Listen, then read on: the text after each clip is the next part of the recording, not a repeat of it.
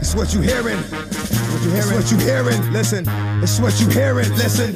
It's what you hearing. Listen. X gon' give it to you. What? Wait for you to get it on your own. X gon' deliver to you. Knock, knock. Open up the door. It's real. With the non-stop. Hey everybody, welcome back to the Fantasy Football X Factor podcast. I'm your host, Bobby Lamarco. Today we'll be diving into the ESPN.com fades and values. I'll be letting you know who to fade on, let them fall a round or two, and who to attack in each round. I'll be breaking it out by position, so we'll go round by round for running backs, wide receivers, tight ends, etc. Just to start off right off the bat, we're going to talk about quarterbacks. So guys, listen, my draft philosophy is very simple. You wait on quarterback. Listen, everybody's doing it this year. It's the hot button thing, but really, to be honest with you, it makes a lot of sense. There's just so much depth and talent at the position, especially if it's a one-off position, meaning you only start one quarterback in your league. So I think it's very important, guys, just if you wait on a quarterback, I would wait until double-digit rounds.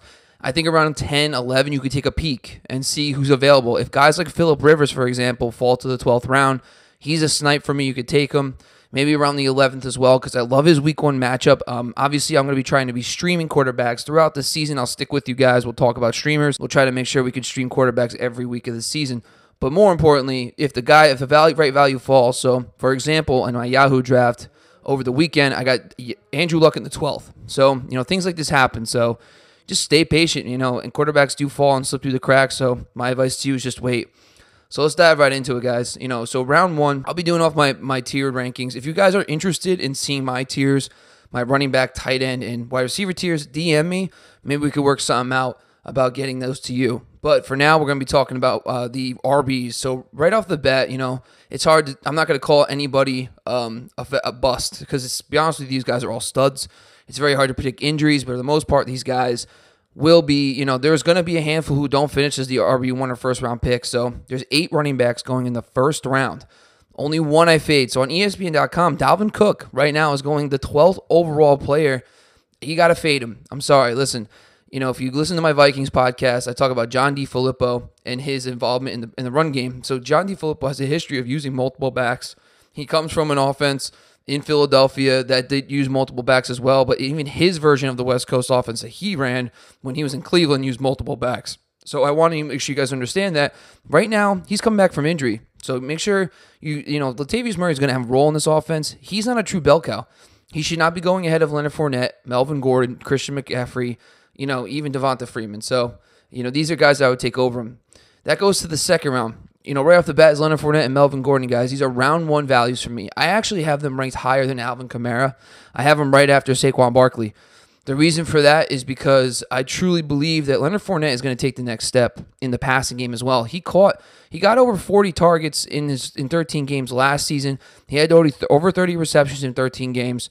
He can easily touch the 50, especially with the loss of Marquise Lee. It's going to be a lot on the receiving core, but also I think it involves Leonard Fournette getting more passes in the passing game. He's a true bell cow. He's an elite talent. He needs to be drafted in the top 8 picks, in my opinion. The other guy is Melvin Gordon. Melvin Gordon, guys, same exact scenario with Hunter Henry going down. I'm telling you right now, Melvin Gordon, I saw it in the preseason. I put it in my observations in my yesterday's podcast, my takeaways from week 3 preseason. They're throwing the backs a lot. Austin Eckler was involved heavily.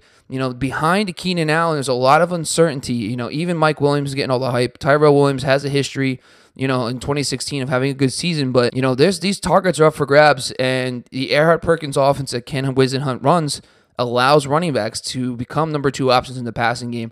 So Melvin Gordon, to me, needs to be drafted in the first round before even Alvin Kamara, Kareem Hunt, and Dalvin Cook. In the third round, guys, so we're just I'll touch on the other guys in the second round. It's Christian McCaffrey, Devonta Freeman, and LaShawn McCoy. So, my thing is this. In the second round right now, I would consider LaShawn McCoy to fade. Obviously, he's going 23rd overall, 13th running back.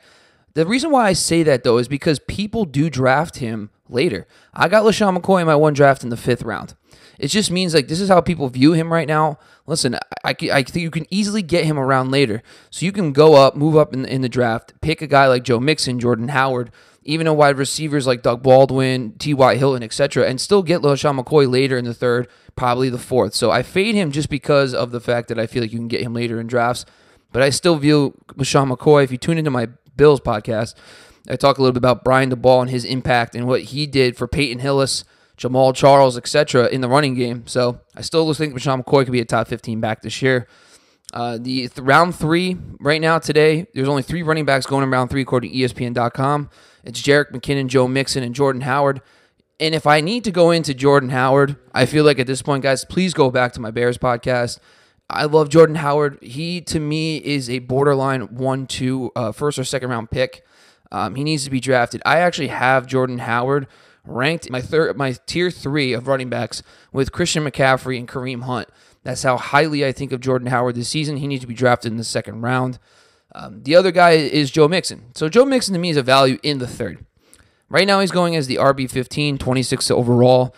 I view that, he's going in a great spot. I think I would take him as in the 2-3 turn.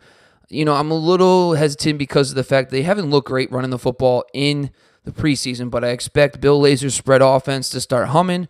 And if you listen to my Bengals podcast, I talk about Joe Mixon and why Bill Lazor's spread offense is going to change this year. Last year he took over for Ken Zampese in the West Coast. This year they're implementing the spread under Bill Lazor. In the 4th round, guys, there's a bunch of guys going in the 4th. So we have Kenyon Drake, Royce Freeman, Derrick Henry, Alex Collins, and Jay Ajayi. So in the 4th round, I have 2 fades. I have Derrick Henry and Jay Ajayi. So in my previous Titans podcast, I did talk about Derrick Henry. If he falls to the 4th, I just think the fact I call him a fade is because I'd rather have other guys before Derrick Henry. And right now going behind him, guys that I like are Marshawn Lynch. And Marshawn Lynch going a whole round behind him. Carlos Hyde, for example, is going in the 7th round on ESPN.com rankings.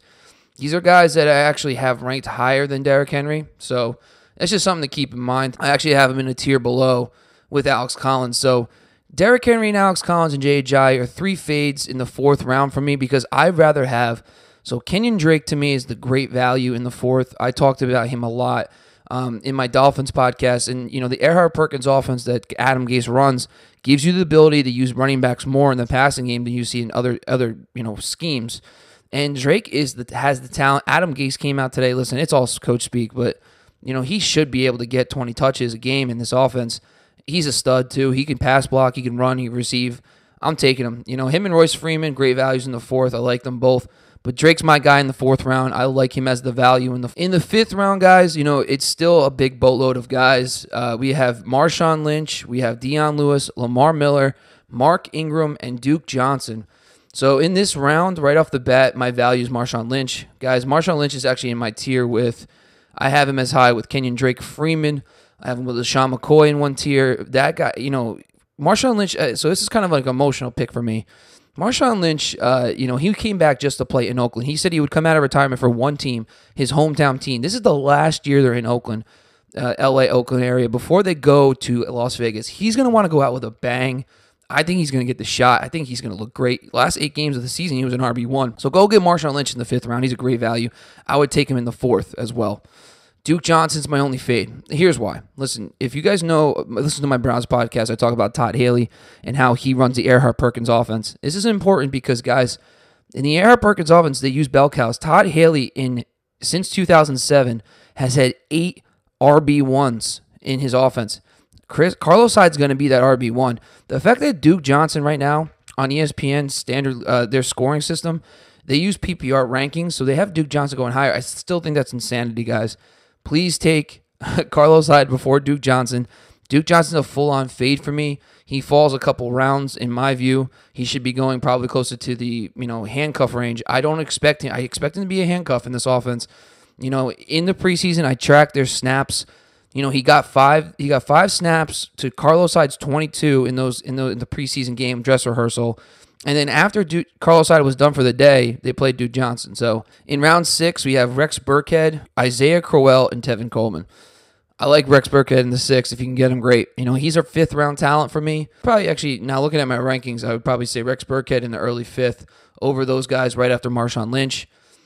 And then Isaiah Crowell's the fade in the 6th round. So Isaiah Crowell, to me, he right now is actually going to be running behind Powell.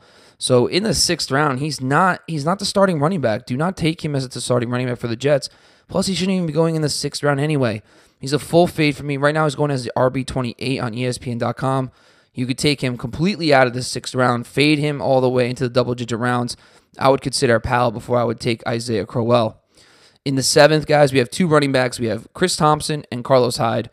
Chris Thompson for me right now, he's a fade for me in the 7th, only because of guys that I like better than him in the later rounds. For example, Carlos Hyde, Jamal Williams, for example, should be going ahead of Chris Thompson and in the 7th round. So I would fade him into the later rounds, 8th, 9th, but in a full PPR league, he's going to have the opportunity, especially with Adrian Peterson as their main back now. He's not going to be as involved as Darius Geis, so I think you can take him later, but I would still take Jamal Williams and Carlos Hyde over Chris Thompson. Listen, Carlos Hyde, for me, guys, is a top-tier running back. I have him ranked just outside my top 15, and I think, with Carlos Hyde, he's going to be in a Todd Haley offense, guys. The Earhart-Perkins offense that Todd Haley runs, they feature an RB1. I think Carlos Hyde is going to get all the money, all the carries he can get. So I checked his contract status.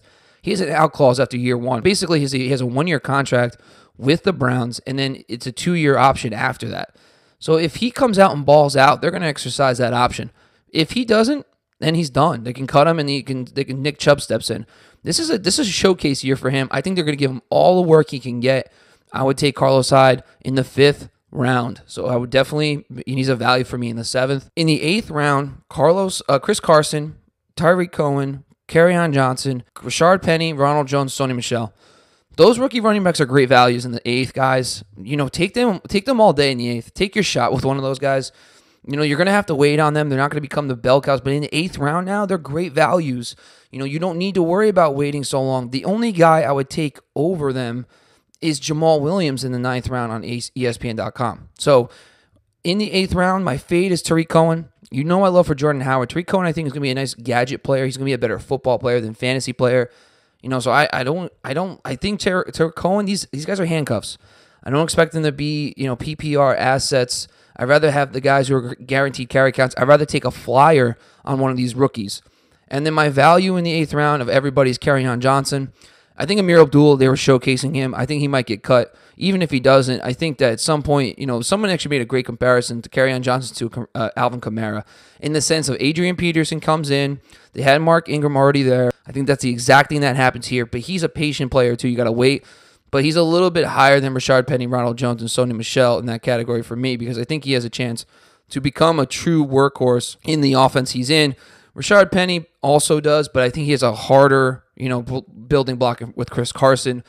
Ronald Jones, to me, doesn't seem to have the grasp of the offense that you would like to see early on. So Kerryon Johnson's my value pick in the 8th round. In the 9th,